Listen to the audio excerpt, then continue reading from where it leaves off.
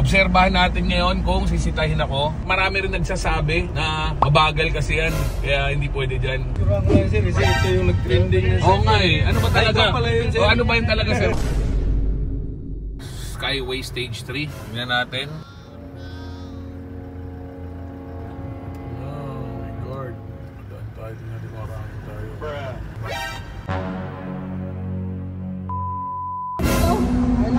Tama raw, Hilux. Ako dinikitan ko sa taas.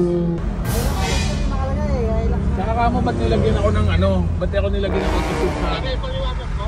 Pagka kung hindi, sa drop side siya, bawal. Sa drop side. Level 10. Asarap, pasensya po. Hindi ko maintindihan ba't bawal mag drop side. Pero pag truck na drop side na 6 wheel, pwede. Pero pag 4 wheels, bawal. Eh parang pick up lang to.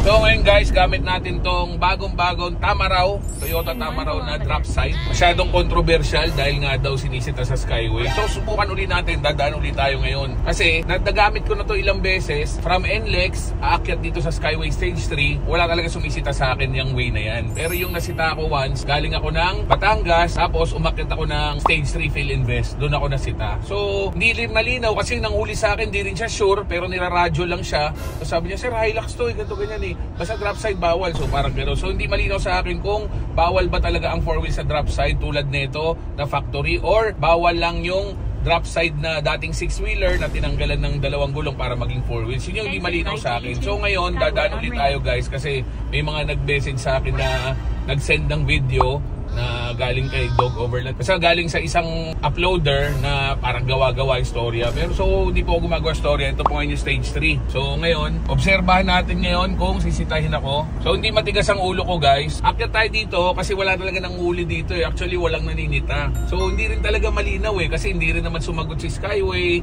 or si San Miguel Corporation. Wala rin silang sagot sa post ko na nag-viral no, 1.2 million views or more no. So gusto ko lang din malaman kung talagang bawal ba o hindi. Marami rin nagsasabi na mabagal kasi yan, kaya hindi pwede dyan. FYI po, ang makina po ng Tamaraw is Hilux po.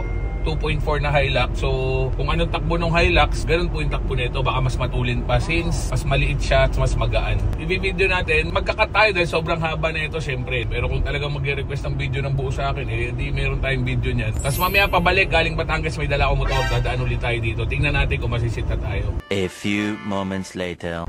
So yan, dito kami dumaan before. Yung bagong-bagong bili ko to, dito kami dumaan. Tapos dito rin sa may left side kasi dito yung mayroong payment tsaka may installation ng RFID. Actually, dito pa ako kinabitan ng installation ng RFID. Wala lang akong video pero dito ako kinabitan. Kurang lang sir, ito yung nag-trending na sir. Oo nga eh. Ano ba talaga? Yun, o ano ba yun talaga sir? Pwede ba o hindi? Sabi nila pag walang laman pwede. Bago yun. Bago na. Yung kasama namin sir, bago. So mali. Oh, pwede siya. Ang ano yung bawal yung mga 6-wheeler? Yung drop side sir na 6-wheeler.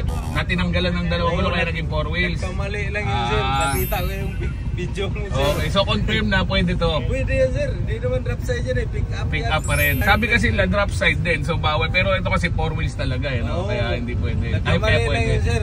Sige. Dapat mag-suri kami sa inyo. Hindi, walang kaso sir. Naintindihan ko trabaho lang sir. Hindi naman perfecto lahat ng tao sir. Yung plaka mo eh. May nagsabi ka sa akin pagka wala daw karga, okay lang daw. Sabi ko, ba't din yung pinapasok yun eh?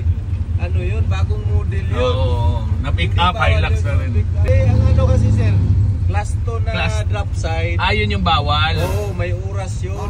May yung pagkakaalam nung bago parang kasama. din. Parang drop side kasi. Pero ito class 1 lang to, di ba? Class 1 lang yan sir, okay yan sir. Thank you sir ha. Mag-iingat po palagi sir. Nakilala rin tayo ni sir, alam niyang tayo nag-trending. So nagkamali daw yung kasama niya. Yun ang explanation niya. Mukhang pwede nga no, pero malalaman pa rin natin uli mamaya. Pagbaba natin sa Fill Invest, diretso tayong Batangas, may kukunin tayong motor. Tapos aakyat ulit tayo dito. Kasi doon yung mahigpit eh. So yun nga, sabi ni sir, bago yung kasama niya, kaya nga hindi malinaw. Pero actually sinabi rin naman, yung nanghuli sa akin mismo, sabi rin niya na hindi naman siya sure. Hilux yata to sir, ganito kasi bago nga yung mukha, no? Bago sa Manila. So yan guys, dadaan tayo ngayon pero naka-RFID naman tayo. So yan, dito ako kinabitan ng RFID nung bagong bili ko to dyan. At kinabitan naman ako, nilalaban ko nung una na pwede to, doon nga ako kinabitan eh. Kaya lang yung isang guard na doon na sa baba, yung hindi ako pinaakyat sa Skyway, ayoko makipag-away. Siyempre, trabaho lang nila yun. Tapos niraradyo lang siya, naawa rin ako sa kanya. Kaya nung pinalabas niya ako, lumabas ako. So ngayon, medyo confirm, semi-confirm na pwede na ang Tamaraw Hilux sa Skyway. So malalaman natin pa mamaya. Kasi walang nilabas sa statement talaga si Tamaraw kung pwede na o hindi. So may mga nabasa lang ako na parang pag drop side talaga bawal. Kaya so pwede raw bumukas, nagbigla yung drop side, malaglag yung gamit, basta hindi daw safe. Parang gano'n. Pero wala naman ako nakikitang hindi safe kasi halos pareho naman siya, no? Skyway tayo ngayon, let's go. So yan guys, nakababa na tayo ng Skyway. Bukod doon sa kay Kuya Guard na suminta sa atin at pinicturean tayo, pero actually hindi man niya sinita na sinabi niya na nagkamali lang yung kasamahan nila dahil bago tong sasakyan na to. So bukod doon, wala naman sumita sa atin kasi konti lang naman talaga yung guard or police doon sa Skyway. So ngayon dito tayo sa SLEX. Pa tayong Batangas, may kukunin tayong motor, kakarga natin dito, check uli natin kung may sisita sa atin pabalik ng Skyway. Let's go. Dahil yung tayo ngayon guys ng Batangas, meron tayong kargang motor, no? Yun, no? Dala natin yung bike. So, dadaan ulit tayo ng Skyway. Tignan natin kung masisita tayo. Kasi dito tayo dumaan before. Dito yun. So, dito ako inarang. Tapos dyan ako pina-exit yung mga cone na yan. So, yun, no? Merong patrol pero nakatalikod. Hindi tayo nasita palakyat. Tignan natin mamaya kung harangin ulit tayo sa toll booth. Lalo't may karga tayong motor ngayon. So, dito ulit tayo guys, toll booth ng Skyway. So, minsan kasi guys, merong mga bantay, may mga guard, may mga police. Pero minsan naman wala din. Kaya hindi malinaw. Pero, ayun, may mga nagbabantay. Tingnan natin kung masisita tayo. Pero ayon doon sa isang guard kanina sa may Skyway Stage 3, so nagkamali lang doon yung tao nila. So malalaman natin kung alon talaga kasi minsan hindi pa sila pare-pareho ng rules. Kaya minsan by the book sila, minsan naman hindi malinaw eh. So antayin natin, tingnan natin kung masisita tayo dito. May mga guard doon nagbabantay. Pero minsan hindi naman nakatingin kaya hindi nila napapansin. Kasi itsura na ito parang pick up talaga, no? Yun, no? May pulis pero mukhang naniningil yun. No? So wala namang sumita sa atin so far. Mukhang madaan naman tayo, no? Wala naman. Toll collection department lang. So, mission pass na naman tayo, guys. Mission pass para sa Skyway toll booth. Meron pa isang toll booth ulit. Skyway Stage 3 naman. Skyway Stage 3. Tingnan natin. Oh my God. Madaan tayo. Marami tayo. Steady lang si Kuya. Hindi niya pinansin. So, mission pass na naman. Adaan tayo. Babaan tayo ng NLEX Balintawak.